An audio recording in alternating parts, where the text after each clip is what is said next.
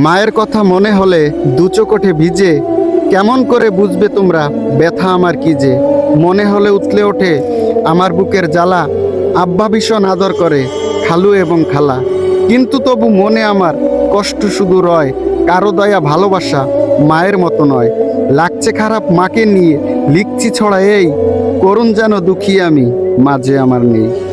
আসলে ওনার যে এই যে কবিতা, এটা কিন্তু অনেক অর্থ আছে, যেটা আসলে আপনি যদি পুরো লাইনটা মন দিয়ে শোনেন তাহলে অনেক অর্থ বের হয়। আর এটা কি আপনার নিজের লেখা? জি জি জি, এটা আমি নিজে মা মরে যাওয়ার পর কষ্টের জন্য এই কবিতাটা আমি নিজে আবৃত্তি করছি। আর আমি একটা কথা বলি, ভাই কিন্তু শারীরিক প্রতিবন্ধী, তার দুটি পাও কিন্তু অচল, আর তিনি কিন্তু এই গাড়িটি চালিয়ে তিনি কিন্তু তার কর্মজীবন করেন। দেখতে পাচ্ছেন তার পাও কিন্তু দুটো, একটু দেখাও নিচের দিকে। তো ভাই ভালো থাকবেন, আর আপনার জন্য দোয়া করি। ইনশাল্লাহ আমার জন্য দোয়া করবেন, আর আমিও আপনাদের জন্য দোয়া করি। আল্লাহ পাক আপনাদের সবাইকে ভালো রাখবে। সবাই ভালো থাকবেন, ধন্যবাদ।